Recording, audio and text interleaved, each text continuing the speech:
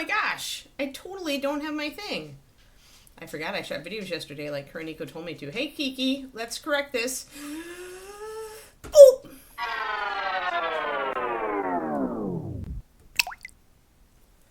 Much better. Hello, everybody, and welcome back to another session of Reaper Pro Tips with me, your host, and Disembodied Hands Quinty, Disembodied Beard John, and Polly, who just resubbed in a double sub-anniversary. Yes, you thought I didn't see you sneak that in?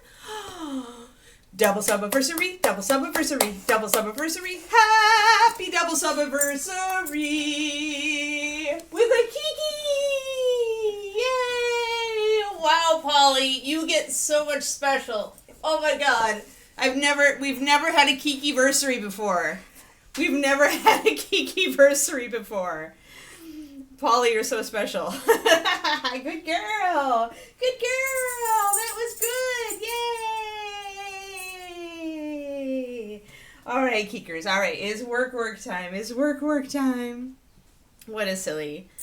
Yeah, you do feel like you're the first ever Kiki-versary. Wow. Good job, Kikers. And Kikers would like you all to know that tomorrow is her birthday. She's going to be 2. Hi, yeah, you monster. You monster. You're so silly. All right, monster. We gotta sculpt some halfling base here, so I gotta stop petting you and say work. Ah.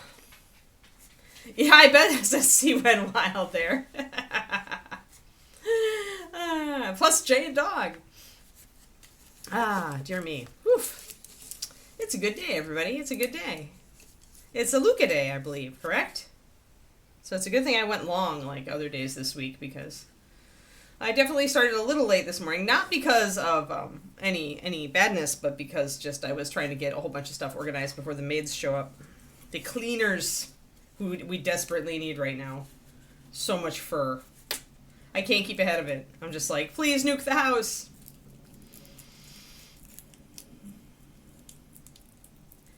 I was just getting over the excitement of the sploosh, and then I hit him with that.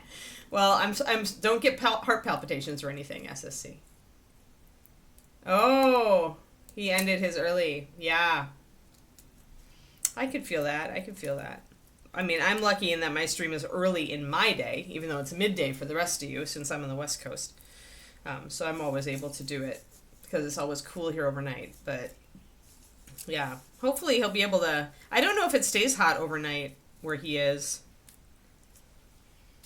I'm going to mix up some green stuff, people. Mixing it up. And we're going to do chonky rocks. Chonky rocks on this base. Yeah, check in with the Luca. Make sure he's cooled down. Tell him to douse himself in a nice water bath or something. I saw on Amazon when I was looking for inflatable hot tubs, I did see like essentially a giant bucket that you just fill with water and ice and just dip yourself in. Maybe Luca needs that. No. I'm not a believer in the dog fur scarves, Twisted Oma. I'm really not interested because I'm not one for earth colors anyway. Like earth tones, I wouldn't wear it. And 2, when it gets wet, it stinks. So I know it's a cool thing and all, but it's not my thing. We did have somebody doing stuff like that with Shiloh Shepherd fur, though, in our old community. All right, I'm going to get a lot of green, guys, because we want chonky blocks. So I am actually, for the first time, going to need a large amount. And I'm probably going to end up mixing up more. Spain is really hot right now, yeah.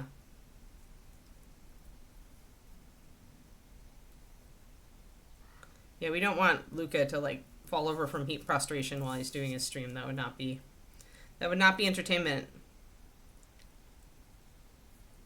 Except for the very, very vulgar among us.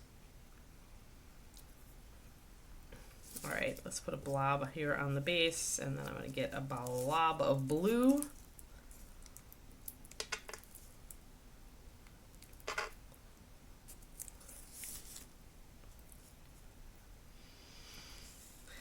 Boop. I am thinking about starting my scarf with my... I didn't show you my cool bulky yarn that I got. The dreadlock yarn that I got at Ashland. I want a scarf to replace Ugly Scarf. Like, mistakes were made when I did Ugly Scarf, and I really want to use this new bulky yarn to make my new hot, warm scarf for the winter. Especially if I'm going to be continuing my running program.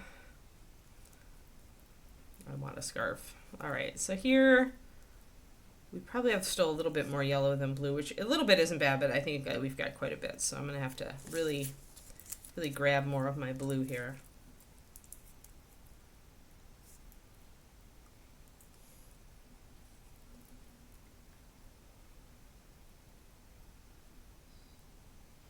Right. Yeah. Well, I'm not spoiled either. There's not AC. There's a lot of places. My CrossFit gym does not have AC. It was quite hot last night. Though I'll tell you guys, I am so happy today because last night I walked I checked the CrossFit workout before I went because we have a little website. We do it on Zen Planner.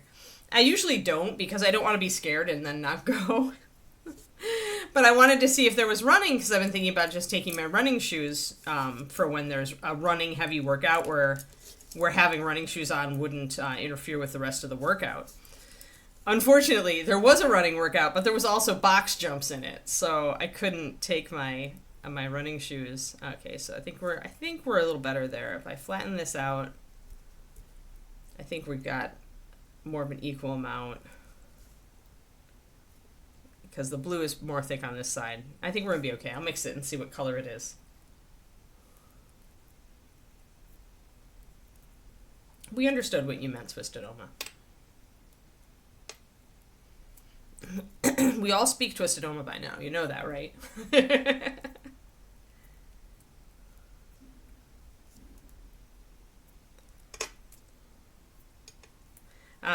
But yeah, so I looked and it was a really, so much that people came in and they were like, oh no, when they saw the workout. It was one of those workouts.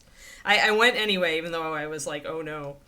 But it was a 400-meter run, which for me usually means a 200 to 250-meter run, depending on how I'm feeling, if I want to run the whole thing. And then there were 15 box jumps. Oh, and this is 5 rounds, by the way. 5 rounds for time. So you do a 400-meter run, then you do 15 box jumps, which means you are jumping onto a box. And at the top level, people are using 20-inch, 24, you're jumping almost 2 feet or 2 feet. It's 20 for women and 24 for men is the RX, which is crazy. And I've had stability issues, right? So this is really dark. So this is where I say, mix up your green and look at it. You'll be able to tell if you have too much. This is way too blue. It's not even, it's more teal than green. So yeah, we're going to add more yellow to that, guys. Yeah, right. They are scary, and they scare me because part of the reason I came to CrossFit is that I was starting to have balance issues. So I started out with a tiny 8-inch box, and I still would kind of impact, I would have to catch myself and stuff. But then I moved up to a 10-inch box, and I was like, all right, I'm only missing a couple times, and I catch myself, so it's okay. Last night, we didn't have the 10-inch box. There were only new 12-inch boxes because the gym owner is starting to replace his scary wooden boxes with softer plastic ones that are friendlier, that won't attack you when you land on them. So I had to do 15 times 5, 75 box jumps total on a box that was 2 inches taller than I was used to using. And guys, I nailed it. I only caught myself on a single one. So I did 74 box jumps without problem on a box that was taller. And you know what? You know what the difference was, Kuro? Is that I realized, because I've been really focusing on form lately for my running and everything, and I realized that I wasn't keeping my gut tight. It seems like such a little thing, but it is such a big thing for your balance. So I was going at that with a loosey-goosey gut, and when I actually tightened up my abs and did the jump, I was able to jump easier, and I was able to nail it. And I was getting confident about it. And I didn't wobble a single time. I was sitting there staring at that thing in the first 15 going, I will never be able to do this. I'm going to have to switch. Because I brought the 8-inch box over just in case, right? Just in case I started really bashing myself and missing on the big one. So there I am. Now here I am at 12-inch box jumps, guys. I never thought. Because that was the one thing where I was like, no, I'm just too wobbly. I can't do it. Yada, yada. No, this is huge evidence that CrossFit has helped my balance. Like, I would never before, not ever, guys, would I have even tried it, much less succeeded. Like, it was insane. Oh, I think I need just a little bit more. I want it a little greener. Swoosh. But yeah, and then, and that's not even like the 5 rounds. So after you do your 15 box jumps, after you've run your 400-meter run, you do your box jumps, then you have to do a thing called a seesaw press, which is essentially a dumbbell in each hand, and you're doing doot, doot, doot, doot, 12 of those, so 6 on each side, and you're supposed to have a decently heavy weight, so it's challenging. And then the last one was actually the gimme, and that was like picking up a wall ball repeatedly, and then you just let it kind of roll over your shoulder, and you turn around and you pick it up. And so essentially, CrossFit is like you're practicing movements for life. So by picking up that ball, a weighted ball repeatedly, and then just letting it fall and picking it up again, you're just practicing, right? Hinging your hips and being able to pick up an object from the ground. So I used a 20-pound ball for that. And that's 9 of those. And then you go out for another run. And you repeat 5 times. Enough, Baba. Hey, come here. Kiki, you're fine. Good girl, you're fine. Come on, settle down. And no, you're fine. No. Kiki, Baba. I'm trying to I'm doing, hey, Kiki, enough. Baba. Kiki. Shh. Come here.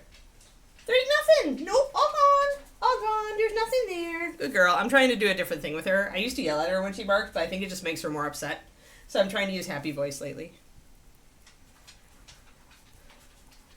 Actually, Carnico, when Coach Andrew was like, okay, guys, are there any questions on the workout before we go outside and get ready for the first run? I raised my hand. I was like, yes. He's like, what? I'm like, is Tim a sadist? Tim is the gym owner who sets every workout. Andrew was like, blink. And then he's like, yes, he's also a masochist. I'm like, damn, he has the worst of both worlds. Because he does every workout himself, the gym owner. Like, he knows.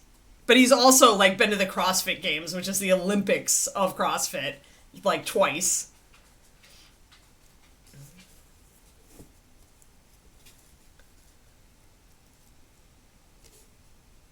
Well, that's actually good, like, for him to go himself. Like, they'll be able to tell if he needs speech therapy, Twisted Oma, because he's going to have to tell them he doesn't, right? Now, if he tries to tell them and they're like, oh, yes, you do, then he's in for it.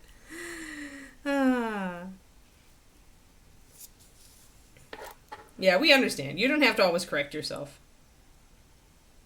Unless it's a really funny one where the words obviously mean what you didn't mean. Then you should correct yourself while we're all laughing. Not at you, with you. We only ever laugh with people on this stream. But yeah, so guys, I aced that workout. Like, I was scared heading into that workout. Like, I was like, oh no, how am I ever going to get through this? There's so many reps. It's so long. It was like almost a half hour, like, moving it. Like, I had 55 minutes in my peak and cardio zone last night. It's crazy. All right. So now that we've got this, we're going to shape it into a worm, but this time it's a really thick worm. We want to wrap it around the edge here of this base. And I'm going to start on this side.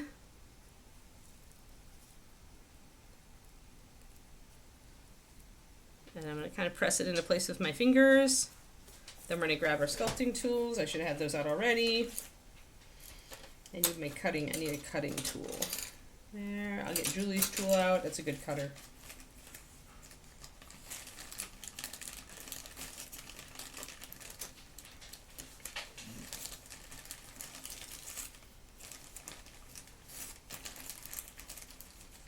I finished my Woman Over 50 Taking Up Running book, and it was so inspiring.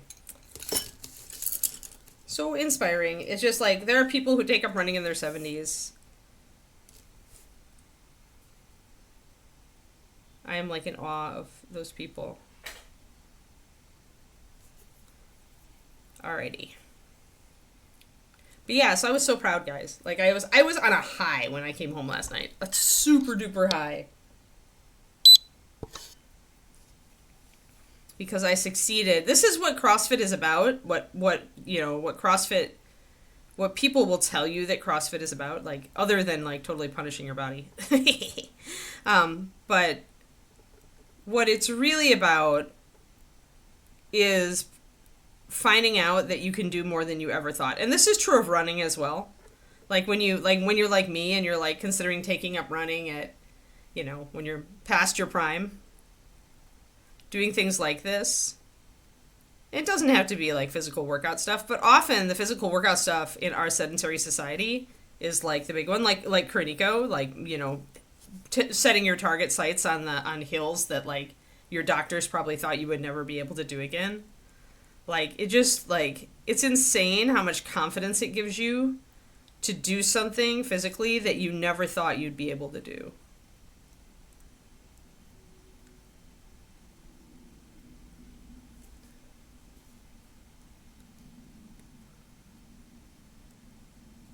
So I'm going to try to leave a little bit of a gap here, since there are big gaps between these rocks, right? And I need to pull this out a little bit as well. That's fine. So that pulling it out will leave the gap I want, and it'll let me get this the way I want it. So any leaf shape or cutting type tool will do here, like some of my angled spades, like this one would also allow me to cut there.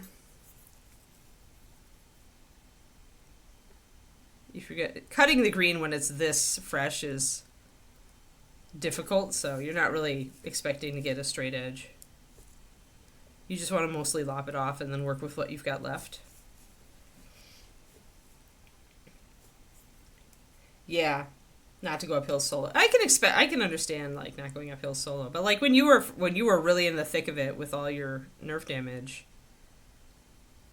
I know you've mentioned that they thought you wouldn't be able to do this.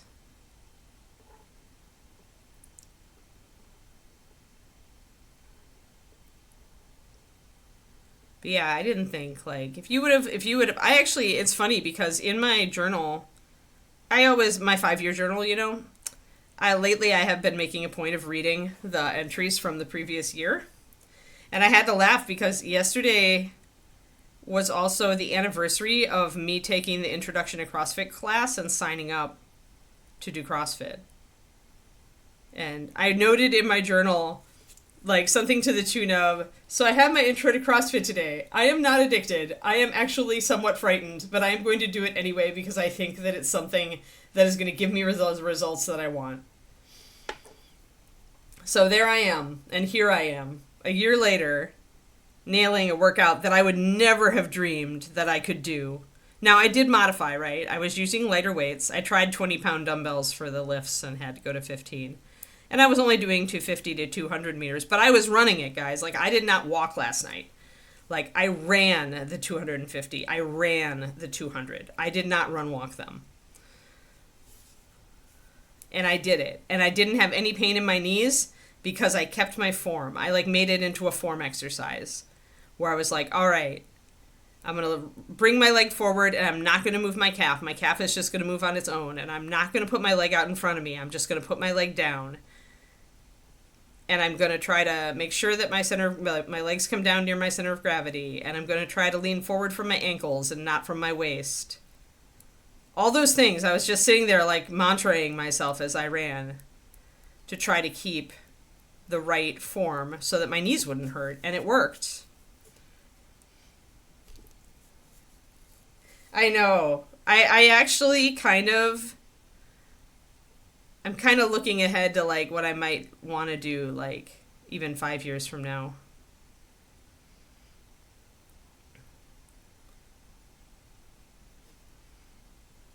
I don't think I ever would be good enough to do the CrossFit Games. Those are just insane. But there's a thing called the Masters Games.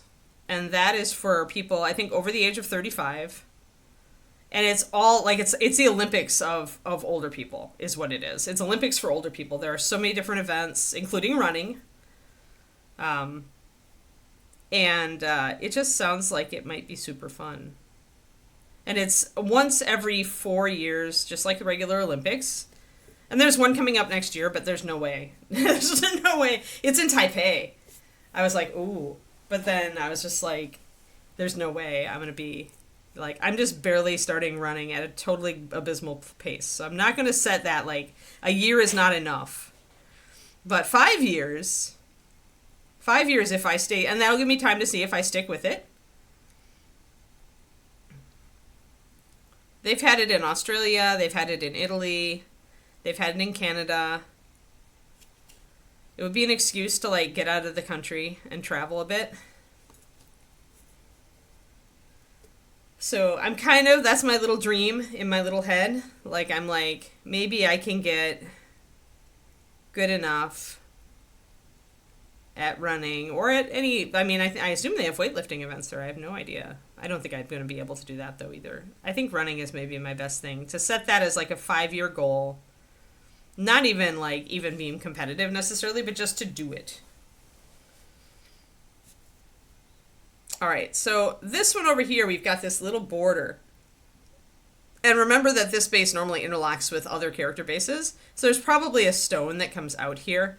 And what I'm going to do then is not put a gap here. I want to instead bridge this gap by pushing the green stuff over it. So let's get down close.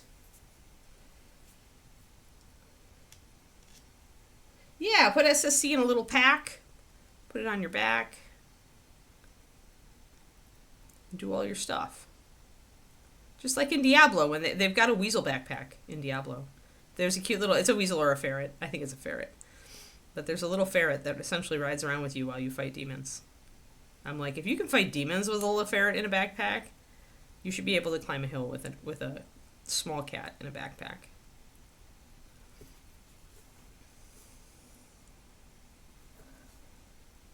Hey there, Daffodweir, how's it going? I've bought so many inspirational running books, guys, in the last 3 days. Like, because I love my current book, and I'm totally going to give it a reread when I can appreciate it, like, even more with after I've, like, you know, done a bit more. But in that book, she also, like, she talks to a lot of, like, the women's running greats from, like, the 90s, 80s, 90s, 2000s, like, people who really started the women's running movement. Including the first woman to finish the Boston Marathon, which I don't know if you guys knew, but the race director actually attacked her on the course and tried to grab her bib number off and drag her off the course. In Boston Marathon. I don't remember what year that was. 70s? 80s? But there's, like, photography of it. It's crazy. Diva on her harness. Good. But yeah, so women's running hasn't really been, like, it hasn't been that thing for that long. Like, there didn't used to be, like, competitive running events used to be just for men.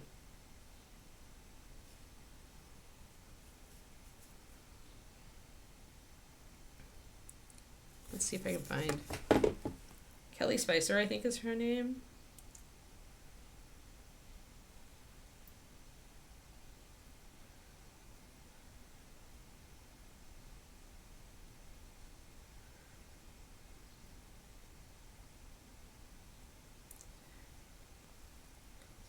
So yeah, imagine running a marathon, imagine running the Boston Marathon and having the race director come out and attack you with, like, a horrible grimace on his face. Like, essentially, you see the guys around him are like, what the heck are you doing, dude? He actually grabs her and tries to grab off her bib and stuff. And then gets, like, essentially she fights free and he gets pushed off the course. And she becomes the first woman to actually run and finish the Boston Marathon. And then, because she became like a marketing director for Avon, she used all of her power and essentially talked Avon into backing a slew of women's running events worldwide that pretty much opened up women's running for everybody. Yeah, such hatred. And why? Why, right? What's the deal? Like, we still get that in gaming, right? Like, Gamergate's a thing. And what year was that? Catherine Switzer. 1967. 5 years before I was born. The cool thing about that picture, though, is if you look, one of the guys is actually helping her, like, fight that dude off. He's just like, what the bleep, you know?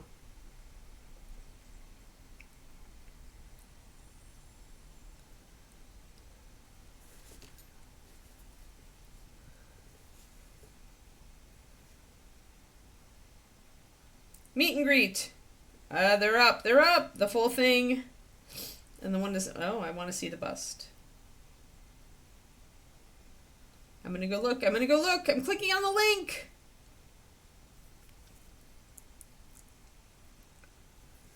And my internet is saying nope. Apparently. Oh, there it is. Tabletop events is just taking forever. Oh, it didn't load. It said error communicating with server. All right, let's try that again. There we go. Did we get it? Let's see what the VIP ticket is.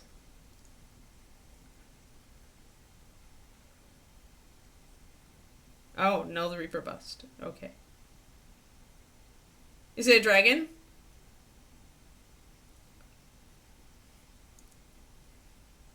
Is the bust a dragon? Oh, Ron is making new graphics. Okay. I was going to say, I want to see the bust. How you doing, Julie? We just were bringing up the fact that meet and greet tickets are on sale, and you sculpted the bust. And undead, okay.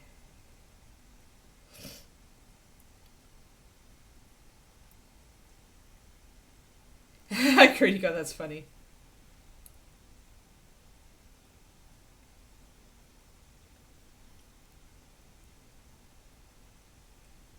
It's got to be the platform that's assigning that convenience fee.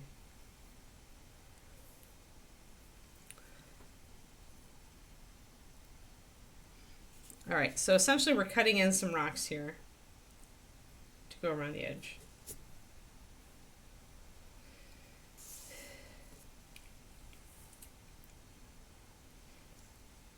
Only 400 made, wow. No, that's great. I don't blame you for wanting to do different size stuff. I want to paint different size stuff, so I'm there. Tonight is running night, and I'm excited. Oh. One more fitness thing, and then I'm totally going to stop talking about it for the day. I promise. I'm just so psyched, guys. I'm so psyched. I have to share with someone. And you guys get my share. You guys get my shares. So in addition to acing my CrossFit last night, I discovered the coolest thing on the planet. Okay, for me, right now. It's a thing called Run Safe. And it is a program that essentially, like, there's a bunch of Run Safe centers. And there's one at Stanford near me. And what they do is you pay about $350. You can be any level of runner, from starter like I am to really experienced and professional racers. They put you on a treadmill with motion sensors to track your gait and essentially have you run so they can analyze your running form and find weaknesses and strengths. Then you get to talk to a physical therapist about what injuries you might be prone to based on that analysis and stuff you can do to get better and to get stronger and shore up your weaknesses. And then you get to talk to a dietitian who essentially wants to talk to you about, okay, what are your running goals and how can you eat to support that? And then you get to talk to a shoe specialist and about orthotics and shoe brands, about your feet, the way you run, your goals, and what the best brands and models are for you, and if you need orthotics, and if so, what. And then you finally get a report at the end of it all with all that stuff in it to take home with you. It's a 2-hour session. Is that not awesome? Oh, I'm just starting out. I don't need it. And then I thought, no, I'm starting out. I need to know. This would be an investment for me in my future health, because if it can help me not get injured, it is so worth it, right? I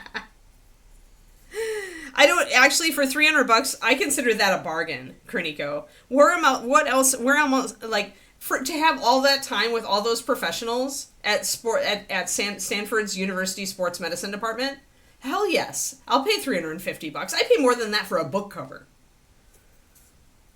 And this has a potential to like help me keep me from injury and help me enjoy my running more, right?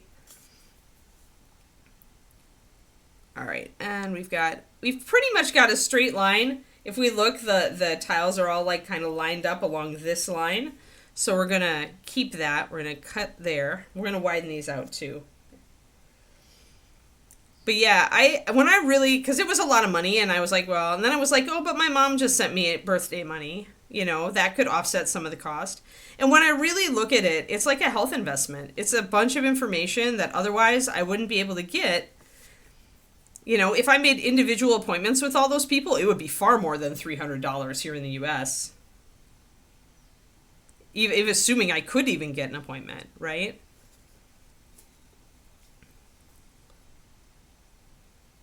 So when I really thought about it and like how like valuable it would be to me,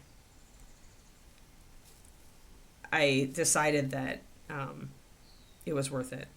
So later today, I'm going to make an appointment. I kind of would like to get the appointment done before the 5K that I signed up to do in July, because then I'll go into that 5K like already having strategies to keep from being injured or hurting myself. Yeah, I'm funny with money. Like, I've been working really hard on saving. But there are some things, like if there's something that's an investment in my health or in my future, like writing, like any of the things I want to do as I get older, right? That I want to make into something that really, you know, helps me like enjoy life or get through life. Like CrossFit is not cheap, guys. Those classes are not cheap. Keeps me from skipping them. But CrossFit like has proven now to be so valuable to me,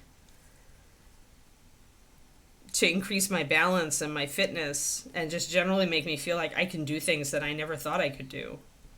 Like it's been worth the money. It's been worth the money 10 times over. I may have started out mildly afraid of it, but like now you would have to like drag my CrossFit classes from my cold dead fingers. Like seriously, never gonna stop. I want to be doing this when I'm in my 80s and poning it. So we're just making a little bit of irregularity around here. You can see the stones look very, very puffy. That's just the green stuff. We don't have an armature.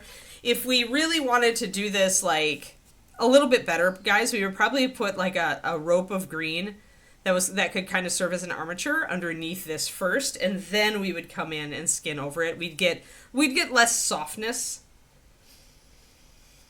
if we did that. Because, you know, you're going to get kind of the bubblegum, because it's kind of like sculpting with bubblegum. So you're going to get kind of the bubblegum effect. But as this stiffens up, I'll also use Julie's texture stamps to bring in some texture on them. And then once we paint them, it's going to be just fine. But yeah, so I'm so impressed by that run safe thingy. And I'm so happy that it's near me. Like, now, you know, a lot of this stuff I go looking for stuff near me and there's nothing. Even though I'm in, like, near a major metropolitan area.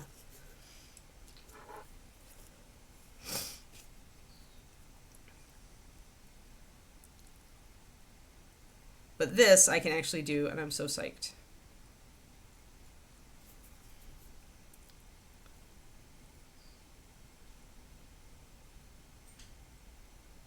All right, so that's enough. I won't talk about any more fitness stuff today. I just had to share my joy. My utter joy.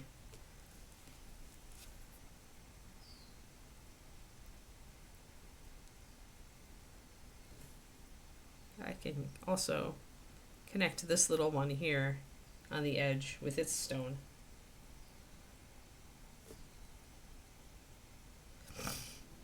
Yeah, I assume the convenience fee is something that the platform charges rather than Reaper.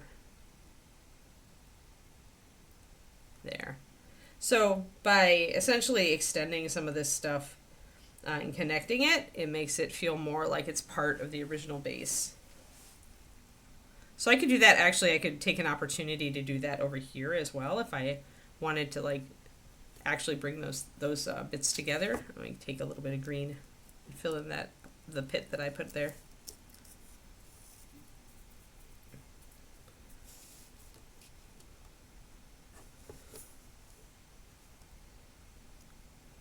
So the other fun thing to share with y'all, it's a shame that Turgeon isn't here, but as I looked at today for my 5-year journal, I realized that on this day, last year, I finished West of the Moon. I finished writing it. And today, on this day this year, I'm going to be finishing Rite of Winter. I am disappointed that it took me a whole year. But then it also didn't really take me a whole year, right? Because 4 months of that was being mired in North of the Wind, which wasn't the book I needed to be writing. So I've somewhat like salved my pride by saying, okay, well, we won't make this mistake again. We've learned from our experience. So I'm going to put some green over that crack, and we're going to sculpt like this is one entire stone. And again, that's going to help give the illusion that this is all one thing. Yeah, last year, I'll tell you, when I was finishing West of the Moon, I had to do an 11,000 word day, guys, to finish it. I think it was a weekend last year, and I just, like, totally just, that's all I did was work on the book that day. 11,000 words is insane. This year, all I have to do is, like, 2,500 words. That's very doable. So, let's get this kind of, and I might get a bit of a seam here, but you know what? As long as the seam is out of line with the rest of the stones so that it helps us integrate, let's just do that. Let's just capitalize on this seam line. It's an angled kind of seam line, and we'll just make it into our new stone. And it still extends this little stone out into the green stuff, so it'll still create that illusion.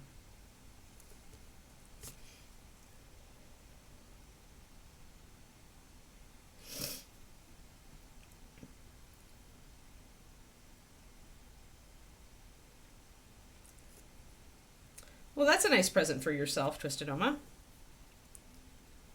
Yeah, I do the same thing these days as I put it on the card and then I pay it all off with my account that I pay myself with.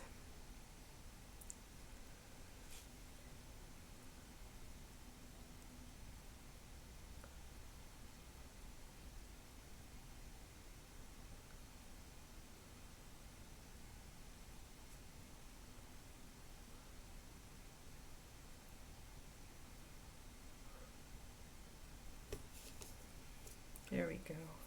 Oh, and totally if I finish the book today, yesterday I bought myself a nasty treat.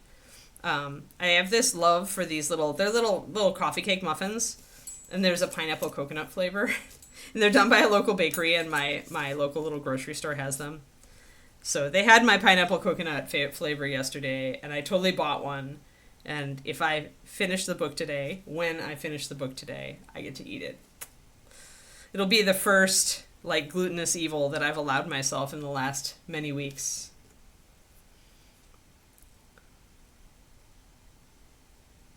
Other than being in Ashland, of course, but that was totally vacation. But still, it's pretty awesome. Because you gotta have treats. You gotta reward yourself.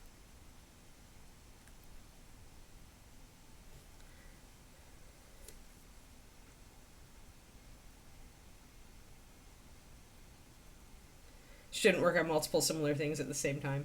Yeah, I kind of agree with that, actually. The more, like, because kind of working on different, I guess it depends on why you work on different projects. But for me, I work on different projects to switch things up, right? So if that's you as well, then working on making sure that you have different sized and different scaled, and maybe even, sometimes I recommend to people even different genres. Like, if you normally paint sci-fi, maybe start, or maybe paint, if you normally paint fantasy, maybe try a sci-fi project, stuff like that. Or a Victorian, detective project, or, whatever era or genre tickles you. I used to work on historical models to kind of cleanse my palette. There we go. So now we're with those little bits, with that little bit of disruption to the edge there, we're able to hide the fact that we're working out from the space, and it'll help to disguise it. Right, yeah, yeah. Though I mean, the iPad will be really nice to have at ReaperCon too, Twisted Oma. So.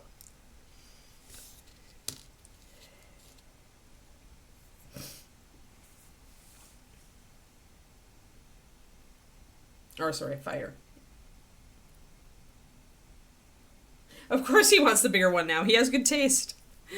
SSC has excellent taste. All right, so now we're gonna take we can feel that I can feel that the green stuff is already firming up more. So I don't know how much I'll be able to work it. I'm gonna try to get my other stones in. It is warmer here. I mean, probably I should have remembered that it was gonna cure a little faster, but we'll do what we can. It's only stones, so if there's a little bit of imperfections and stuff, it's not a big deal. At worst, if it really does not look good when I put it on, all I have to do is wait till it sets, and then I can use it as an armature and sculpt more over the top. I can always cut a little bit off, file it down, and then do a new skin on top. All I need here is really the bulk. So I'll do what I can. That's really funny, Kurtiko. He does. He has excellent taste. I mean, don't tell me you didn't laugh when that happened. And don't tell me you didn't half expect it.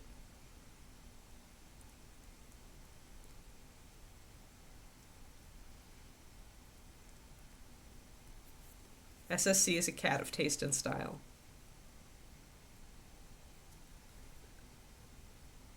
Alright, so I gotta cut some of this off because I have too much material.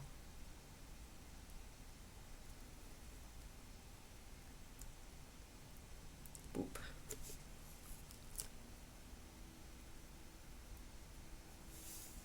Oh, got a little bit of green on my tool. Yeah, you thought it was awesome. Of course. I'm going to actually, since I just had to smear all that green stuff over the top of this other stone, I'm just going to run with it and make this stone also an extension of itself so that it further disguises the fact that we're sculpting around the edge here.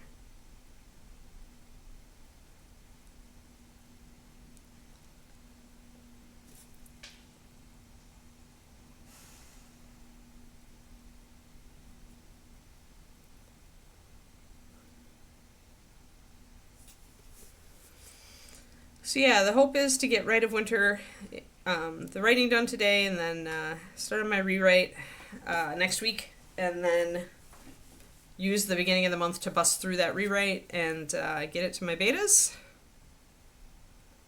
while I run it through the proofreading program, integrate their suggestions, and publish. The only thing that might hold it up a bit is my artist. I need to have a final page count before I can have her make the paperback cover.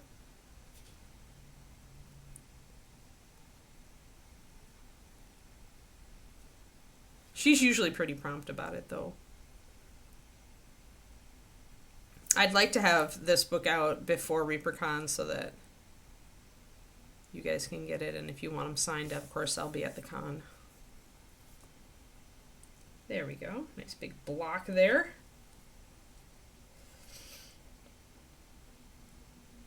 There you go, Zachariah. You have to totally, you have to get your kitten an iPad or a Kindle Fire or something. All right, now I've got this last section in the back.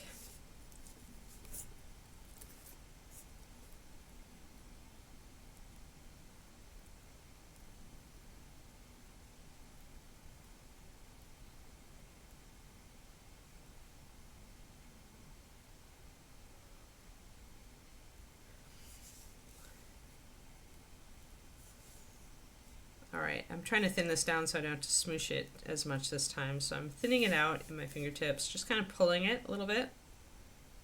Thin, thin, thin, thin, thin. So it's about where I need it to be. I can always put a little more on if I need it.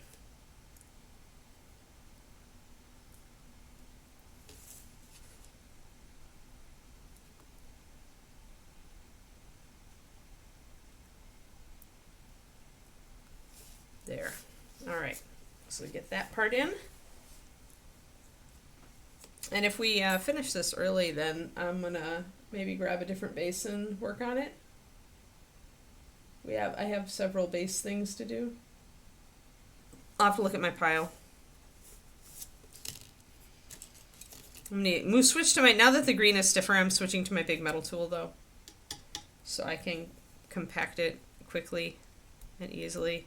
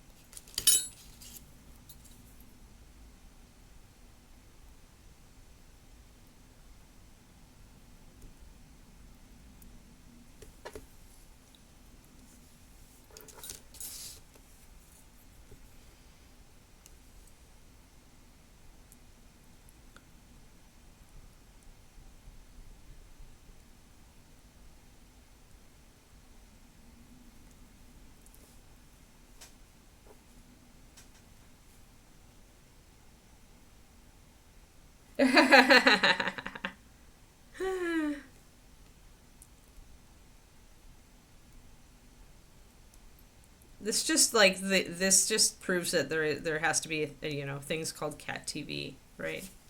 It's totally that.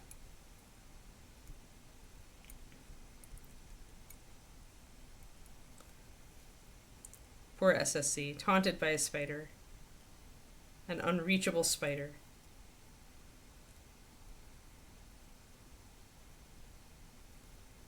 I'm gonna work off of the end of this and make a cutout that includes it so that you can see that we're going to move this stone and bring it out. It's kind of like we're breaking the wall or breaking the frame when we do that a little bit. Like the frame is that bit of stonework that we started with, this green, and we want to break that and make sure that it looks like the whole thing is integrated.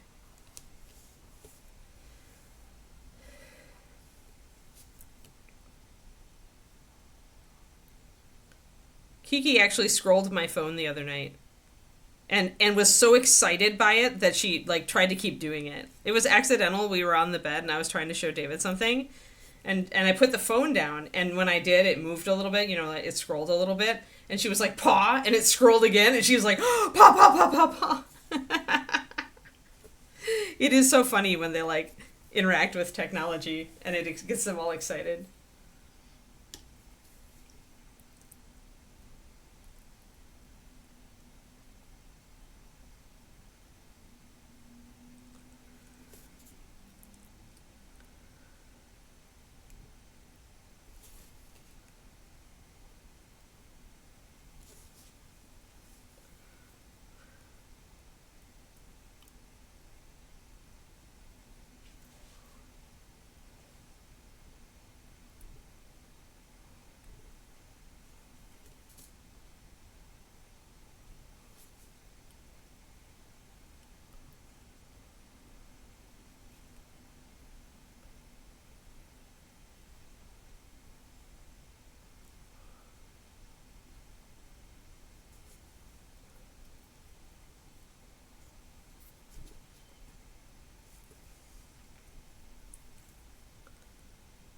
Alrighty, we'll kind of cut off the little sharp corner there, and we're almost to texturing. We just need to fill in that one little block that we still got left.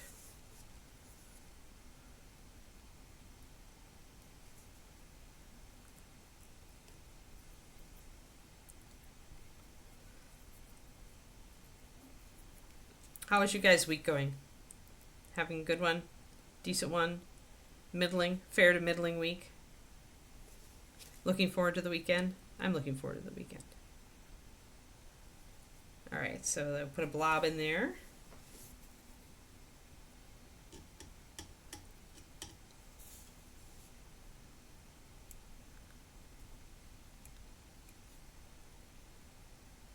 got a little bit too much material here.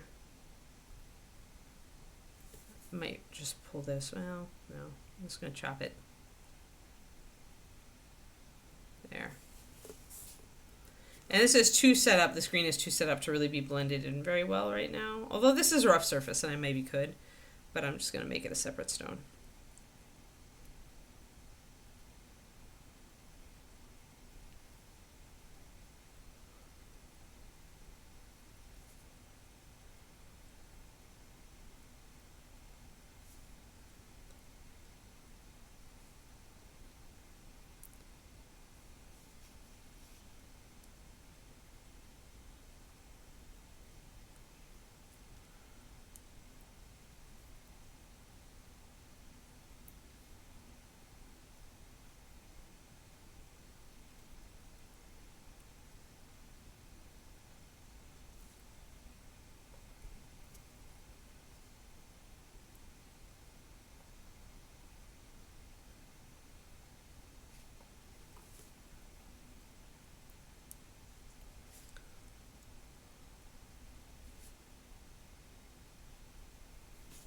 There we go. All right, so we've got our stones blocked in. Let's get out Julie's utilitarian texture stamps.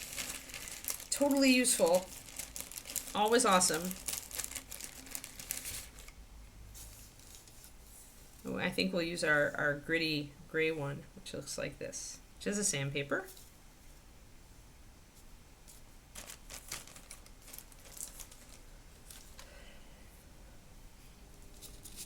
And we will use this by pressing it lightly into the stuff. And I usually do it more than once to make an irregular texture.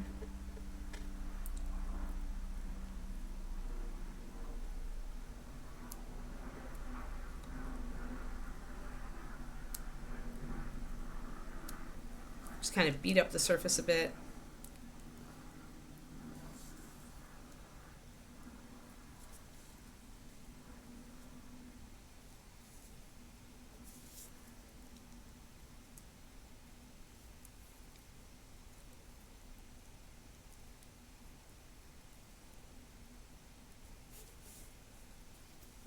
And the stone or the green stuff is set up enough now that a lot of this is going to stick just fine, I think.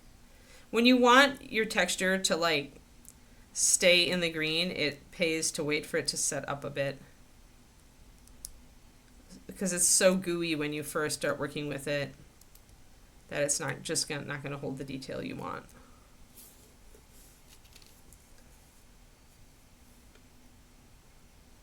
I can still tap in some of this stuff.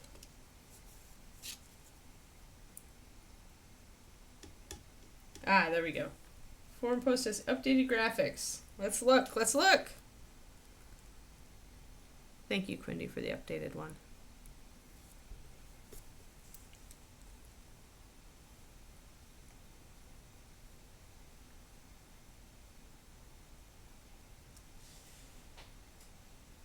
Oh, cool. Yeah, it's a lich. Reminds me kind of the Witch King from Lord of the Rings.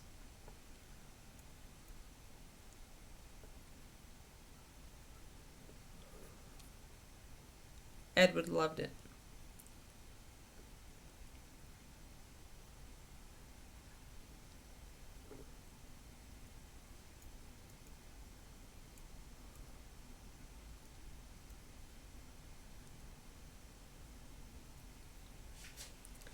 Alrighty.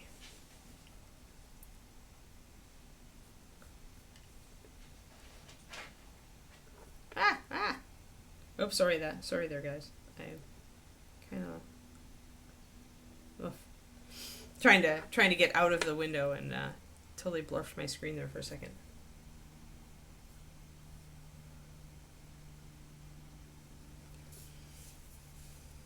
There we go. So tuck in all of our little edges. Make sure that we're looking pretty good here.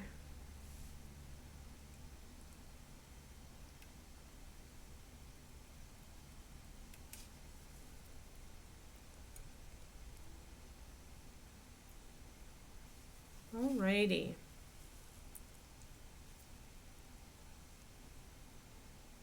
So when we next have this model, we can finish painting it and then we're good. Just adjusting a few other pieces here.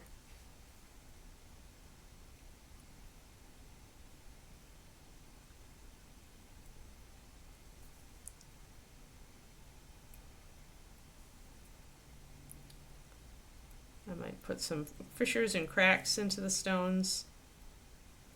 So let's just make some irregularities here.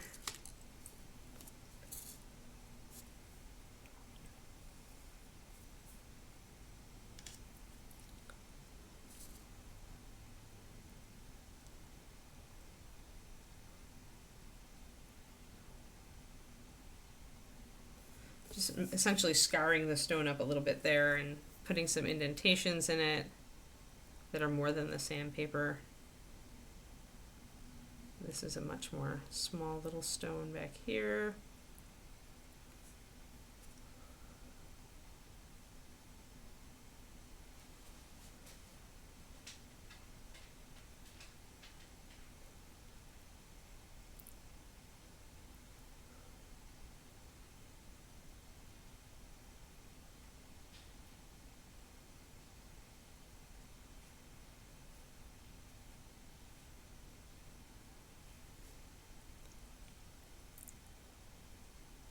Kind of create a gap here.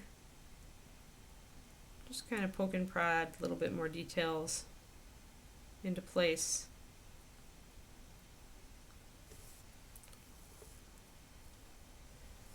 I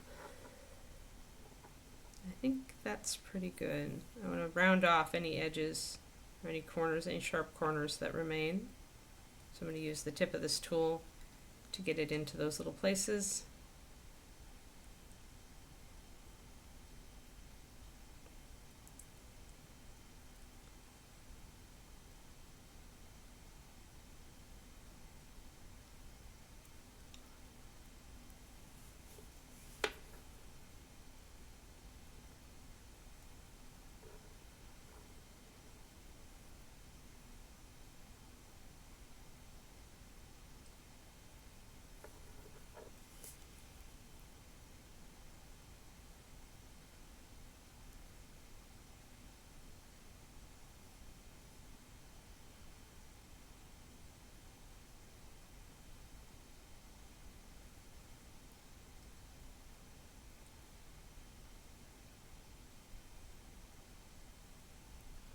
Alright, I think that's good. I've put a couple of indentations and breaks.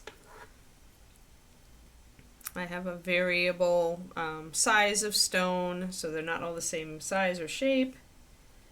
Broke it up a little bit in here. They all look pretty good. If I want to get rid of kind of the rounded, a bit of the rounding of the edge, I can wait for this to cure and slice off some of it, or I can just leave it. But overall, I think that's pretty good, guys. That's given him his own base. There's a cat dragon pokey tool. Oh, I missed that part. Let me go look.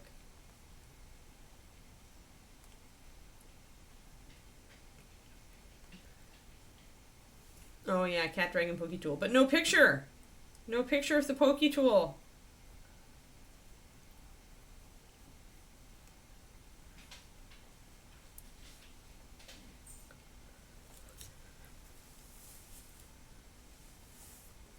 Alright, what else can we work on today in our last 20 minutes? Did you get with Luca? Quindy, is he gonna be on? Let me go and look at what we got, guys. To work on basing for the rest of the stream.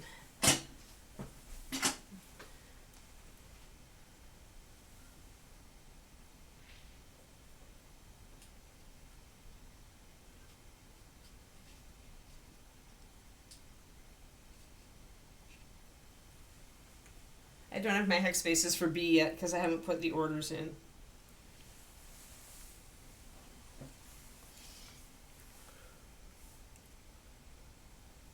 Okay, sent him a message.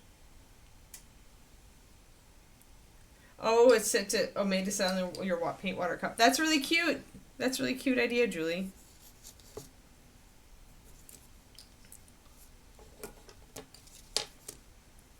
Alright.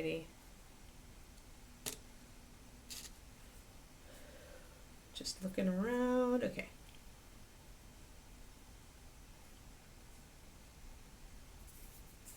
All right, well, let's assume, we'll assume he's coming. And if he doesn't, then he doesn't. Currently unable to reach the keyboard. Alright, so now that we've got this dude set, let's see if we can get some use out of this rapidly curing green. Let's grab fun size mouseling.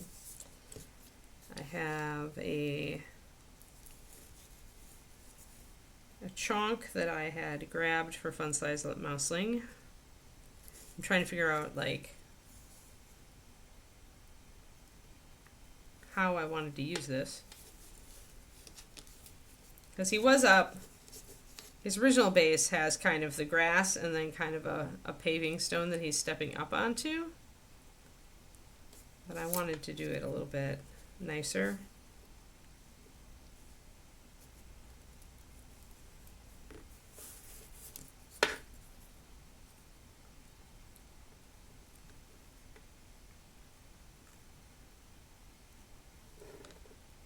Maybe that might work. I haven't quite taken, need to take that peg off of his foot though to see if it's really going to work. So where is my side cutter? It's in here somewhere. Did I take it in the other room? Really? Really? Pardon me while I grab a side cutter, guys.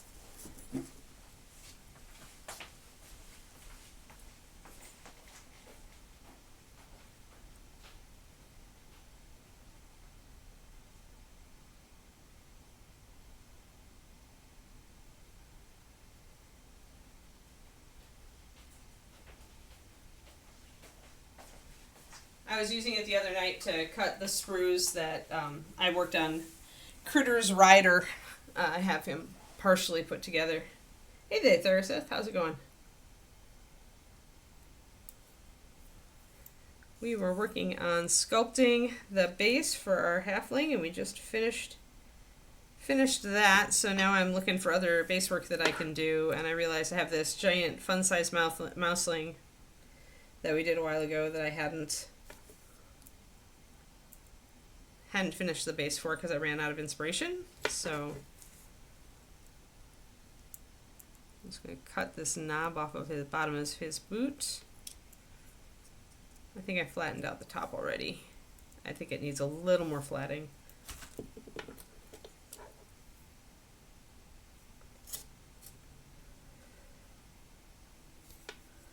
I have several pokey tools, and it's a good thing because I periodically lose them and then refine them, so at this point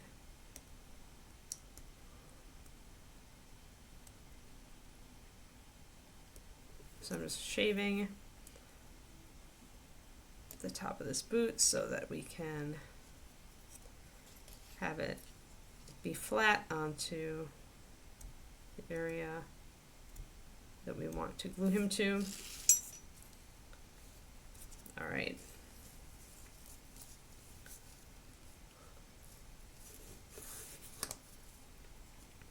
So now if I have his foot flat, his other foot is stepping up. I still need to get rid of that chunk of matter right there. That's what's getting in the way.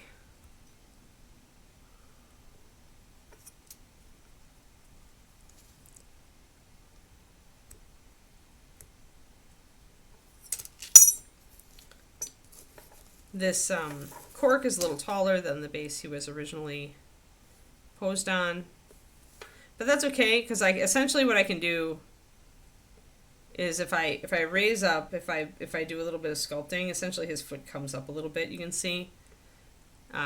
If I do just a little bit of green stuff work under his foot, then that means I can just have it work out.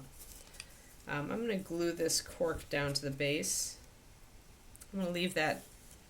I think I want. Do I want that rocky? Yeah, that rocky protuberance. I think over there.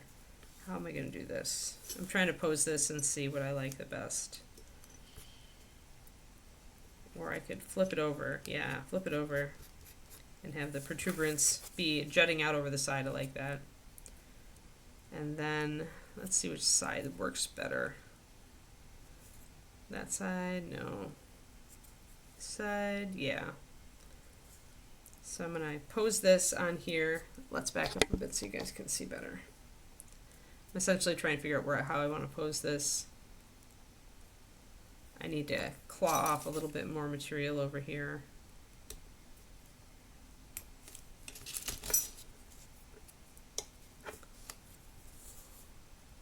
Which I will do with my sculpting tool just to dig it out, make it look more natural rock.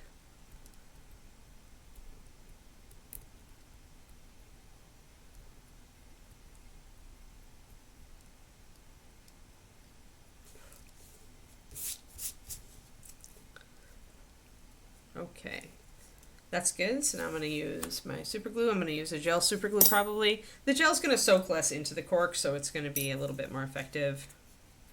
I'm using Loctite Ultra Gel. I'm just going to put a glooby bunch of it onto the bottom of this cork. Nice thing about the gel is that you can set it in place and then slide it around a little bit before it totally sets. So I can slide it up against the edge that I want it. Make sure it's in exactly the position that I want. And then I'll just leave it there to set up. And then I know that I need a little bit,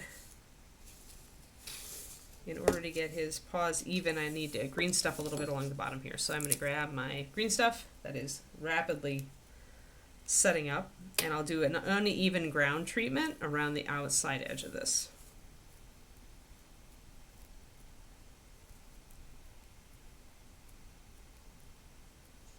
That's huge for Arizona, that humidity.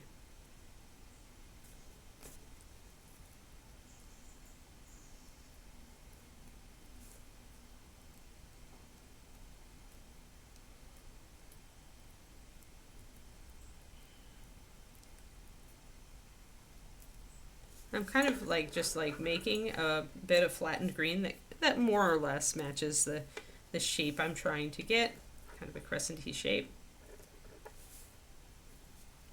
Elongating it and kind of plopping it into shape there. Now I'm going to just grab my sculpting tool and start flattening it down. I'm going to grab my big spoon, get it watery. Oh, come on now, you can stick. It's so far cured that it's not wanting to stick, but that's okay. I can get it there. It just has a little bit of stickiness. I just have to press really hard.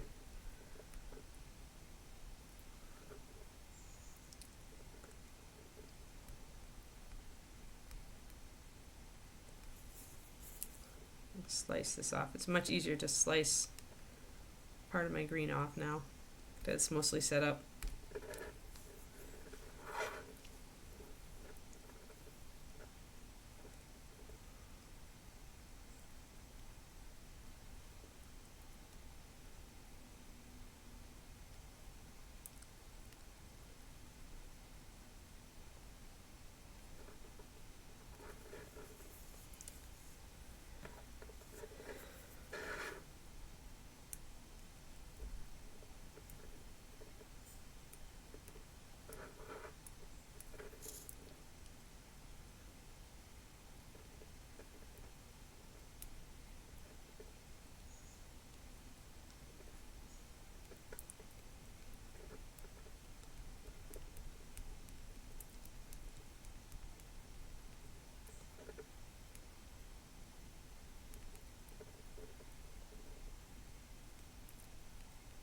There we go. Just kind of like pressing it really hard against the cork to kind of seal it in there.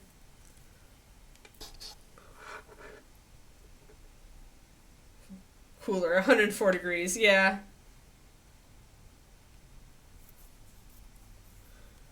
No Luca? Alright. Well then we can go a little later if I need it. That's sad. I was planning to ask him how he was feeling. But apparently the answer would have been melted, so I'll just have to wait till next week.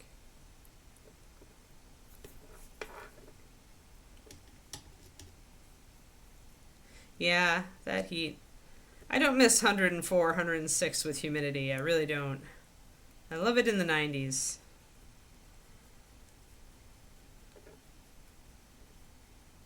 I remember going out and doing my walk when I was living with Katie.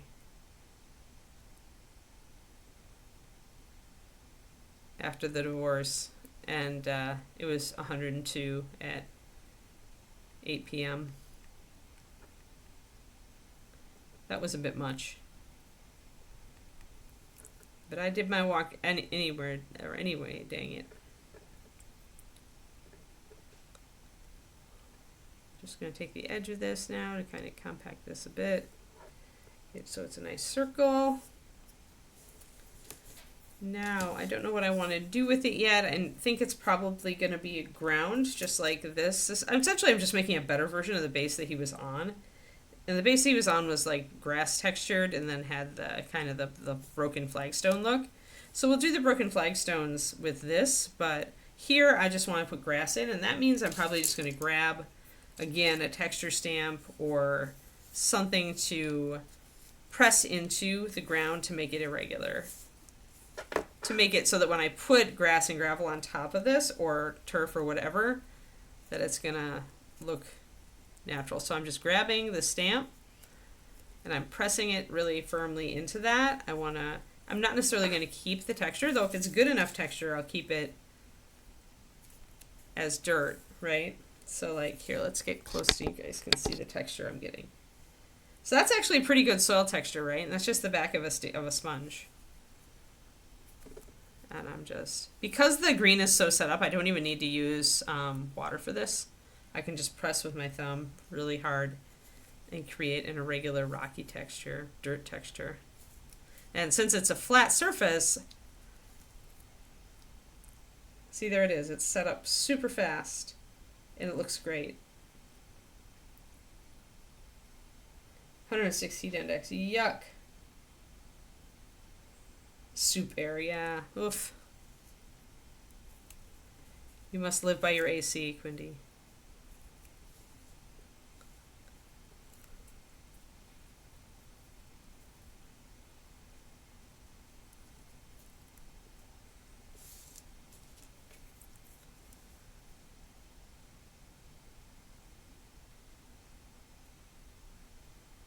So then I can kind of create, make sure, if I want this to be a crumbling stone on top of the soil, then I do want to get my edge in here and kind of like differentiate the two, make sure I don't have them creeping up into each other. Although I can also put grass around this edge and stuff like that. So I think that's going to be enough height to make Mr. Mouse look good as he's stepping up. And what I can do is, now that I've got that, I can press his little paw down. If I'll put him back on the space. Yeah, I think I do. I think that looks pretty good. So hold on. Let me back up to show you guys. So I'm thinking about putting him back on the base. I could also like shift him just a little forward, maybe like that. Yeah, let's shift him a little forward. That still gives us some foreground to detail his surroundings. So I'm going to press his back foot down into that green. And I'm not meaning to just use that to stick him there, but what I want to do is create a little paw print for him so that I know where he goes and that he will have a little bit of extra stability when I glue him in. So then wiggle him out. You can see that little paw print right there, see? And it's a little divot in the green stuff, and at this late stage of the greens curing, it shouldn't move much, if at all. So I will now have a little depression that his foot will socket into when I need to glue him down.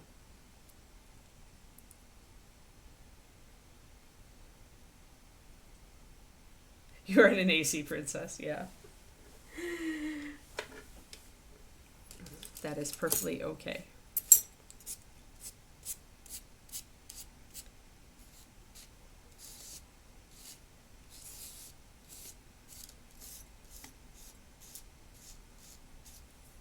All right, getting my little stuff. Well, that was fast.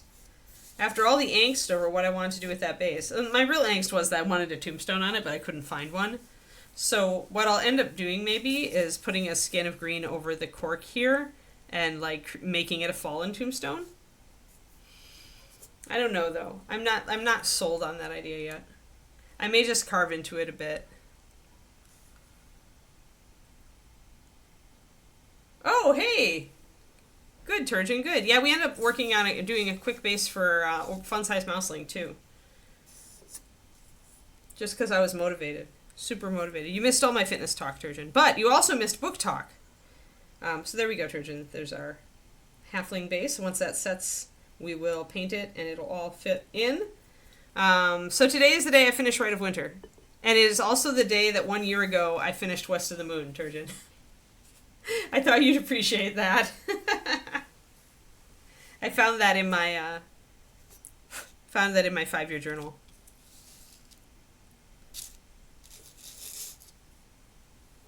Yeah, because I had a tombstone, but they're also big. Like I need to just get some 3D print tombstones, assuming our 3D printer is not completely dead, so that I can print them in different sizes, right?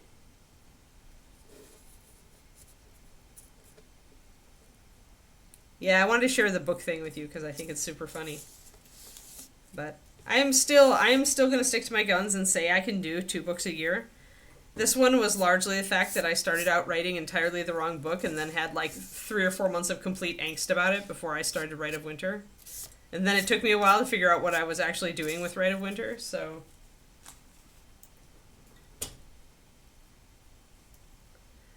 Yes, today I should finish it. Then I'm going to let it sit while I finish all my Patreon stuff.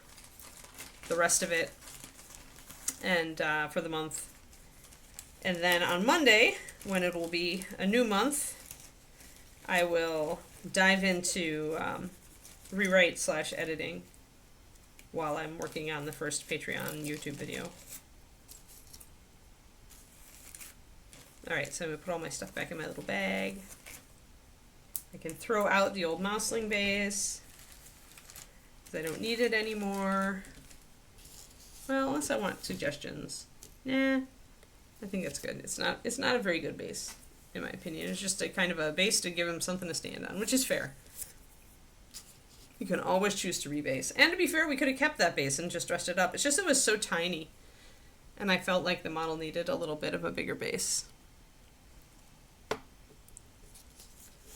So once that sets,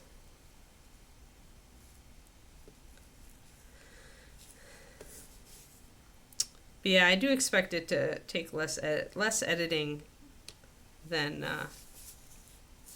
West of the Moon as well. Less rewrite, less of an intensive rewrite.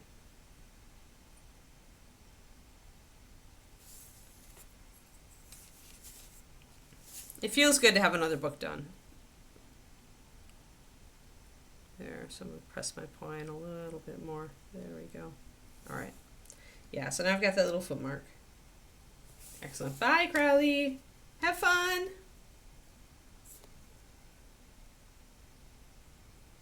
Oh, I bet, Twisted Oma, with that kind of heat. It's just, yeah, it sucks the life out of you is what it does. You just want to sit around in the cool afterwards. I totally feel it. Ugh. Well, there. Well, we've got a lot done today, guys.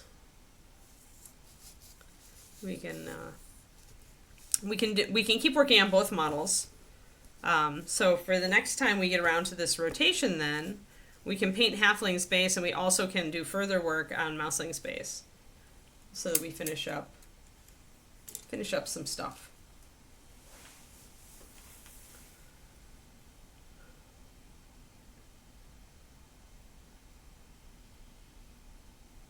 But yeah, I bet if I put a little symbol on the top of this stone he's standing on, I can suggest that it's like a gravestone that's fallen over.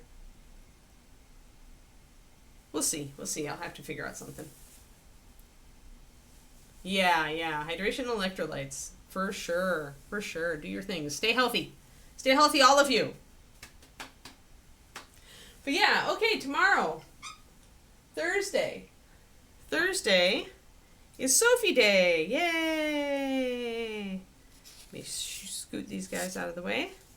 We are really blocking in like a lot of colors on her now. Like we're getting to the point where we've got colors figured out, which is really exciting for me. So I wanted to use blue for some accents down here, and also kind of get like the gold and stuff, and maybe some reddish brown. I think I might use reddish brown for these pouches, just because it's the last brown we haven't really used, and fill in the rest of the staff here so that we finally have her fully base coated and we can really start getting her done now that we've got the green work done on her. Let me just take a closer look at what I did last week. Yeah, that'll work just fine. Yep. Yeah, it looks like it'll work. I did think about doing some stitches here to match the stitches down there. That's going to be really fiddly green work. I think I'm going to fill in other stuff first. I feel like more like painting tomorrow, I think. And I want to use some of my sanding pads to sand the join up here, because some of the blending isn't perfect. It never is, so I can sand a little bit. All right, so that's what we'll do tomorrow. Keep working on the Sophie. Yes, thank you, Quindy. Thank you for hanging out. Thank you all for hanging out. Thank you for listening to my fitness saga. I know I'm so excited about it. I have to share. But I know it can be tiresome to listen to somebody else talk about working out. So, totally all the feels there. But yes, thank you. And we'll put aside the mouse and the halfling. The halfling and the mouse. It sounds like a novel. It's a fantasy novel. Children's fantasy novel. And I will see you all then, I guess, tomorrow. Have a great one. Have a great Wednesday. We're almost heading into the later part of the week, and that's exciting. Where's my button? There's my button. All right. Thanks, everybody. Have a great day. You too, Turgeon.